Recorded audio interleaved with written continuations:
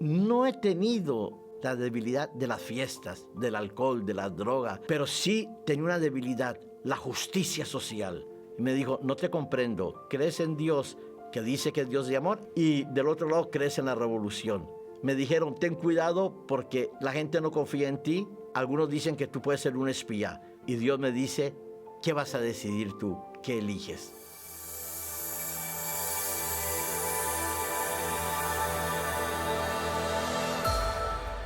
Hola, mis estimados amigos. En este momento me gustaría compartir con vosotros una pequeña experiencia de mi vida y de lo que ha sido mi relación con Dios a través de toda mi existencia. He querido titularla en esta reflexión y testimonio con la expresión mío eres tú. En realidad se trata de un versículo de la Biblia que se encuentra en Isaías 43, versículo 1. Leeré simplemente la mitad del versículo. No temas, porque yo te redimí, te puse por nombre, mío eres tú. Eso lo declara Dios al profeta Isaías como a cada uno de nosotros. Y es muy bonito poder saber que todos y cada uno de nosotros tenemos necesidades que son, llamémoslas básicas, entendiendo que lo fundamental y lo que está al inicio de todo, a la base de todo, es el amor.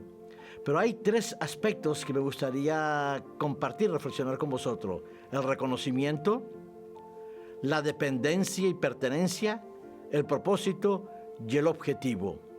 Todos necesitamos sentirnos reconocidos, sentirnos identificados con algo, con alguien, con un entorno, con una familia, con una sociedad, con una iglesia.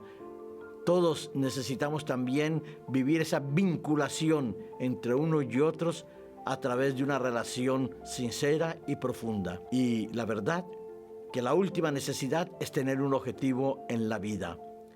Desde niños hasta que morimos, es necesario y fundamental que todos y cada uno de nosotros podamos mirar hacia el futuro, sabiendo que cada día es una oportunidad que Dios nos da de iniciarnos en un proyecto muy especial, el proyecto de la eternidad.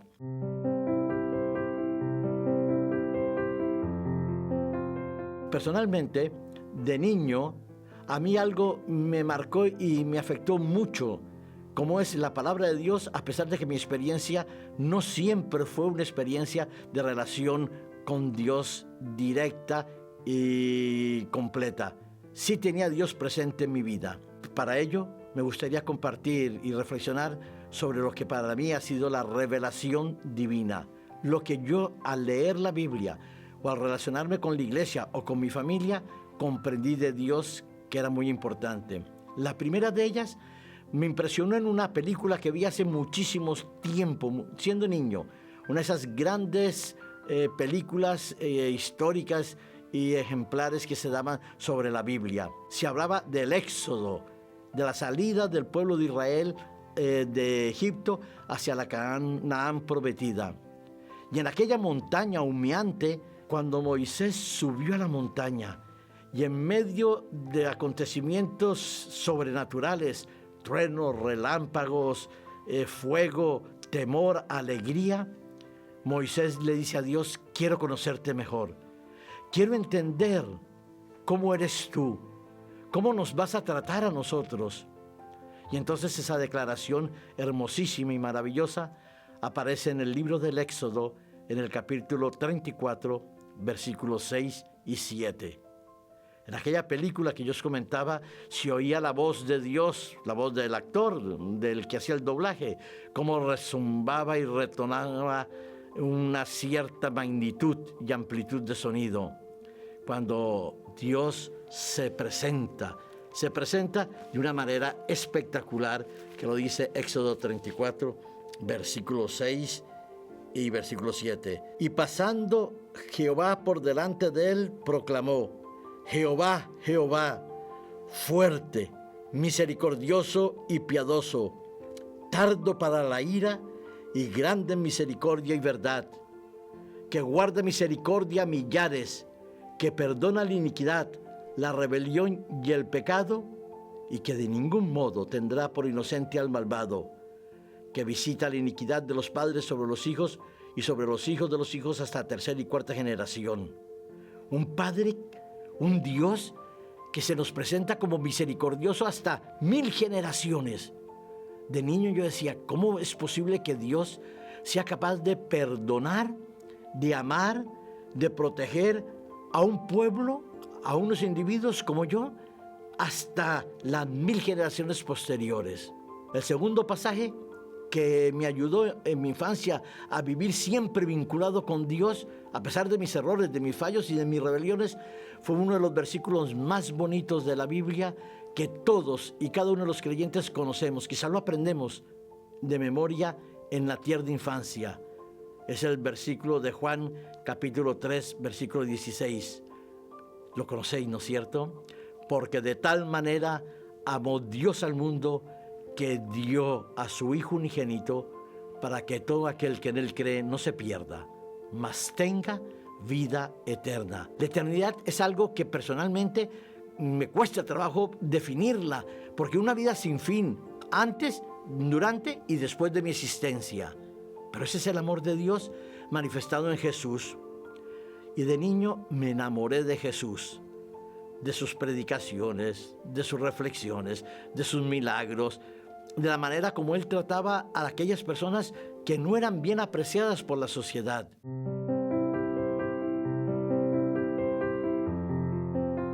Otra cosa que en mi adolescencia también me hizo reflexionar mucho sobre mi compromiso con la sociedad, con Dios, es el texto que tiene que ver con la justicia y la divina presencia de Dios en la humanidad. En 2 Tesalonicenses, capítulo 1, versículo 5, encontramos una declaración del apóstol Pablo maravillosa. Esto es demostración del justo juicio de Dios, para que seáis tenidos por dignos del reino de Dios, por el cual asimismo padecéis. Yo vi sufrir muchas veces a mi madre, muchas veces amigos, gente conocida, y me decía, ¿cómo es posible que Dios sea justo, que haya tanta miseria? Y veía demasiada injusticia en la vida, y la sigo viendo hoy en día.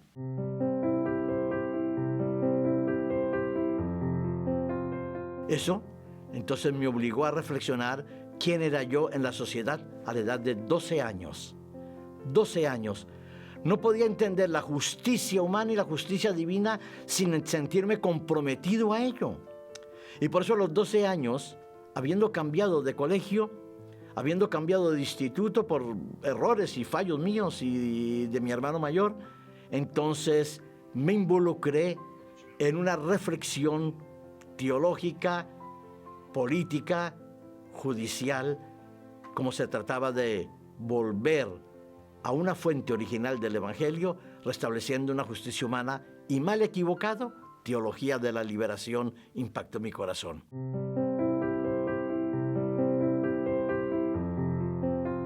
Entonces me pregunté, ¿qué hace Dios en estos casos? Y es verdad que la acción de Dios es increíblemente bondadosa con nosotros. Dios hace un llamado que es universal. Él llama a todo el mundo. Él quiere que todo el mundo sea salvo. Él quiere que todo el mundo viva eternamente. Él quiere que todo el mundo practique la justicia, el amor y la misericordia. Eso es lo que Dios quiere. Pero para ello, su llamado universal necesita de personas que sean responsables, de personas como tú, como yo, que nos comprometamos con el Evangelio, pero entendiendo bien lo que es el Evangelio de amor. No el evangelio de odio, de venganza, el evangelio de guerra, de armas, de guerras. Y yo estaba comprometido a los 12, 13, 14 años en una especie de cambio social que involucraba el uso de esos instrumentos a los cuales Dios no le agradaba. Y dice que Dios elige a personas.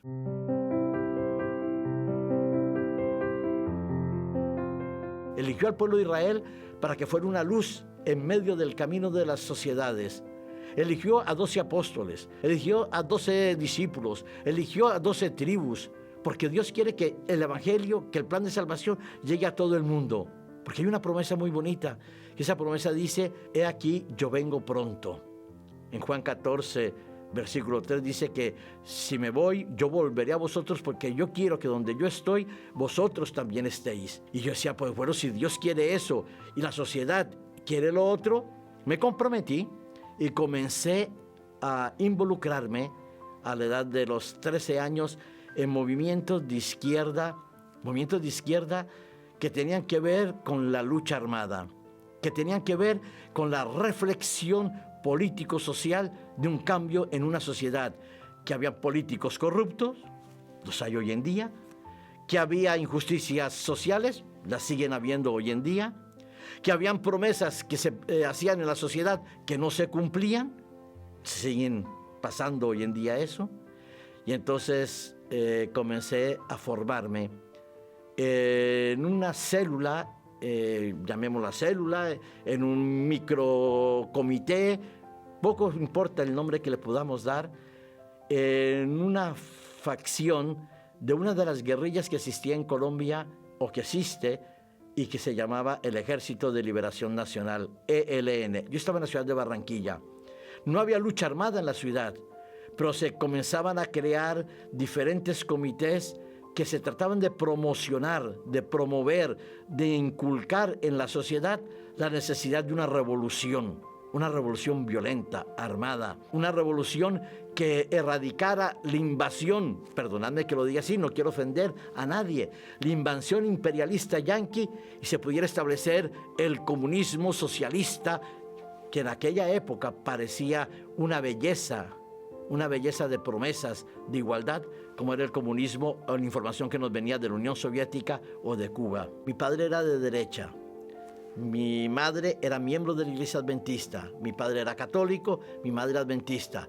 Tenía tíos, primos, amigos que eran o de izquierdas o de derechas. Y esos años de peregrinaje me llevaron a una situación surrealista. Amar a Dios y odiar a muerte al que tenía dinero, al que mentía en la política, al que defraudaba. Y mi padre era político. Veía cómo se hacían los pactos detrás de las cortinas en las elecciones entre partidos conservadores, liberales y otros, y sin embargo yo estaba en medio de ellos. Y estando allí en Barranquilla, comencé poco a poco a organizar junto con unos compañeros algunas reuniones en que se mezclaban estudiantes, trabajadores, algún asesor que venía del extranjero, y a poder comenzar a crear una serie de disturbios, de huelgas, de manifestaciones, en las cuales nos veíamos involucrados todos en la lucha contra el ejército, contra la policía y contra la sociedad. Varias veces nos vimos cuerpo a cuerpo entre estudiantes y miembros de las Fuerzas Armadas, entre obreros y miembros de las Fuerzas Armadas de diferente índole. Y me hizo pensar, entonces, ¿qué estoy logrando yo con eso? Y pensaba que iba en buen camino.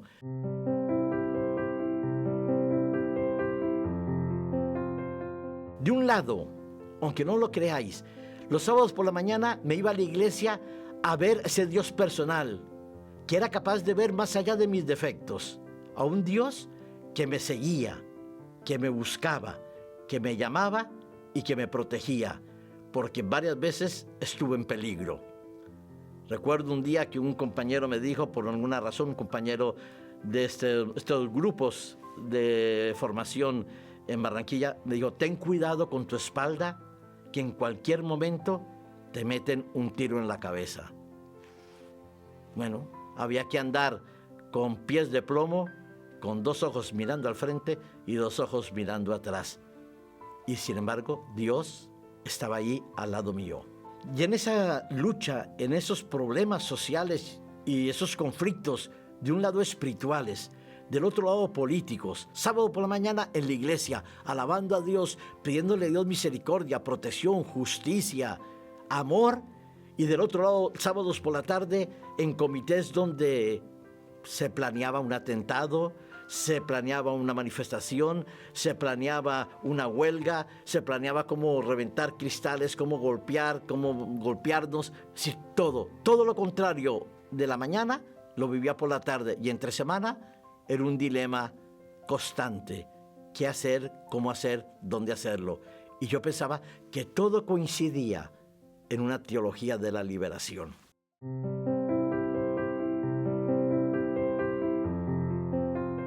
Dios es tan bueno con nosotros que cuando Él nos hace un llamado universal y tiene un proyecto de vida, y Dios tiene un proyecto de vida para ti, para mí, para cualquiera.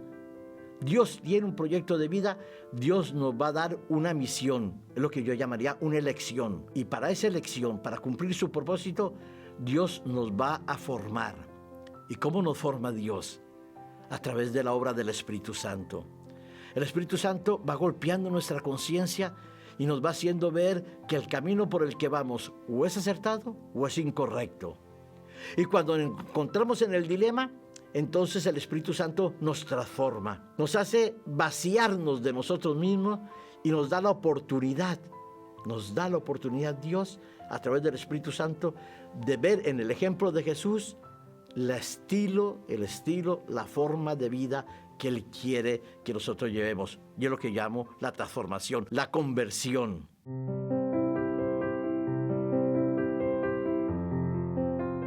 A mí me preguntan, ¿cómo fue tu conversión? Yo digo, mi conversión es un proceso que comenzó a los 4 años y a los 65 años, a punto de cumplir 66 dentro de unos meses, como pastor de la Iglesia Adventista, mi proceso de conservación de la fe, de conversión plena a Cristo, sigue y continúa y continuará hasta la eternidad. Porque Dios toma la iniciativa, me da la libertad de decidir, me permite que yo elija. Hay una promesa, hay una revelación bíblica desde el Génesis hasta el Apocalipsis. Dios dice, yo no quiero que te pierdas, yo quiero que vivas eternamente. Desde que Adán se rebeló contra Dios, con Eva, tomando una decisión equivocada, eligiendo vivir sin Dios, hasta el Apocalipsis, cuando dice que el mal ya no existirá, Dios nos da la oportunidad de decidir. Y nos dice, por ejemplo, en el libro de Deuteronomio, capítulo 30, versículos 19 y 20, lo voy a citar así de memoria por el tiempo, dice que es palabras de Moisés, dice, Dios pone delante de nosotros la vida y la muerte, la bendición y la maldición. Leed con atención el texto. Porque Dios nos dice, elige lo que tú quieras. Tienes la bendición, la maldición. Tienes la vida y tienes la muerte. Y Dios no dice, elige lo que tú quieras. Dios dice, elige la vida, elige la bendición. Es decir, elige la vida eterna con Cristo.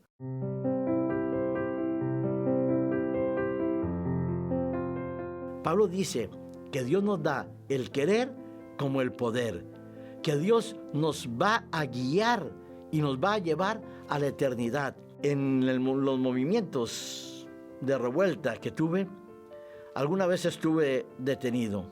Y un día, un amigo de mi padre se sentó con mi padre, con otros amigos de ellos, políticos de un partido determinado de Colombia, y me dice, oye, acabo de venir de un juicio en el ejército, mi padre era abogado, el asesor en un juicio militar, y me dice, he visto tu ficha en la inteligencia del ejército de aquí de Barranquilla, en el cuartel donde estás.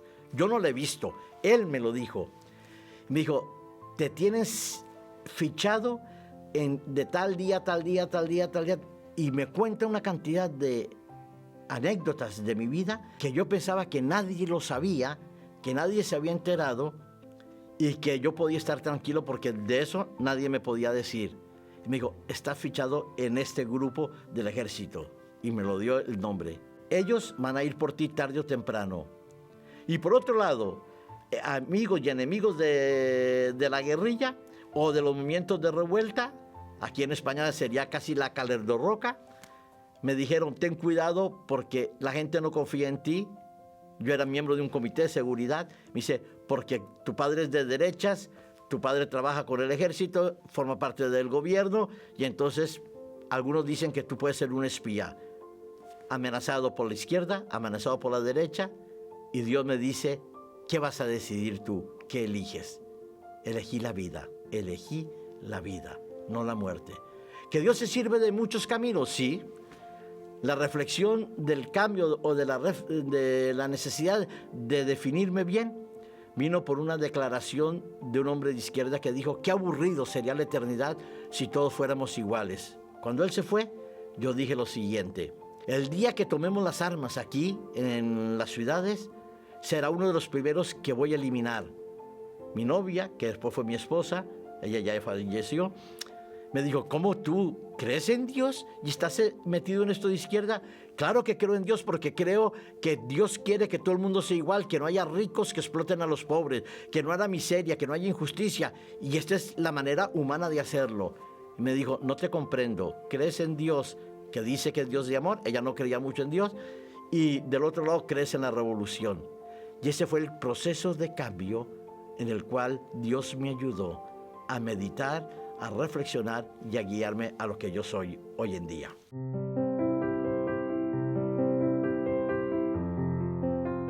Voy a terminar estos últimos minutos con una pequeña reflexión sobre mi propia experiencia. Decía que desde niño yo había sentido la necesidad de Dios.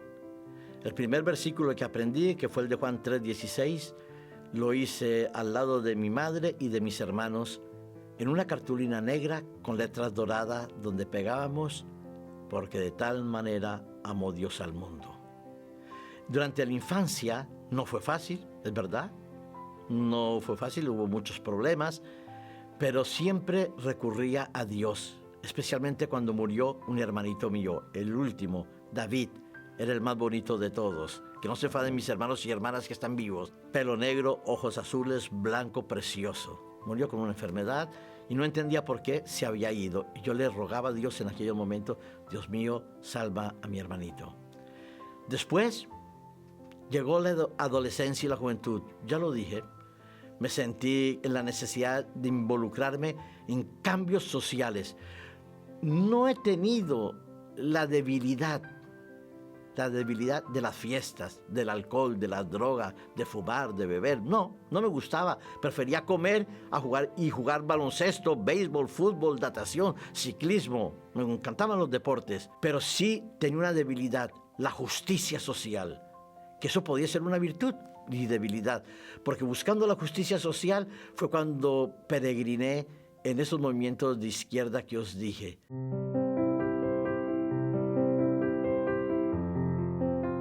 Después de casado, fui a Francia y ahí tuve una formación en psicoanálisis y en economía política. Y en el último año de economía política y de psicoanálisis, Dios me tiró las orejas y me dijo: basta de andar deambulando por la vida y vuelve a tu sueño de niño. ¿Sabéis cuál era mi sueño? De niño yo imitaba a los pastores que predicaban en la iglesia de Barranquilla, que he tenido el placer de predicar no hace muchos años ahí. Nuevamente, después de más de 40 años de no estar en Colombia. Qué bonito era cuando yo era niño, pequeño, y el pastor predicaba y en el banco del medio yo imitaba. Y decía: me gustaría ser pastor cuando sea grande. Y ya de mayor, con 2 hijas, Dios me dijo: mira, te vas a Collonges. Y son cosas increíbles cómo se desarrolló nuestro viaje de París a Collonges. Cuando llegamos ahí, 4 años de milagros de Dios. Nacieron 2 hijas, las 4 las quiero con locura. Tengo 8 nietos, un bisnieto. Eso forma parte de mi vida increíble, pero he visto cómo Dios nos ayudó en todo, a pagar los estudios, a sacar los estudios bien, a recibir un llamado al servicio de Dios.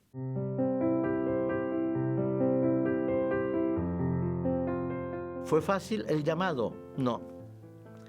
Porque terminando los estudios de teología, me había ofrecido a diferentes campus para tener la oportunidad de servir a Dios donde Él me llamara.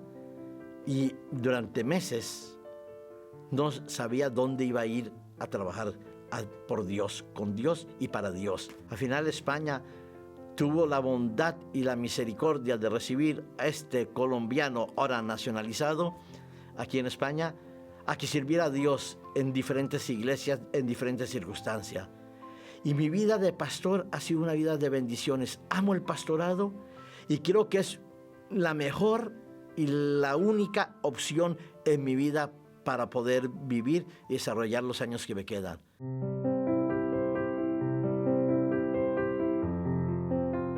El pastor ama sus ovejas, ama la iglesia, ama la sociedad, ama a Dios.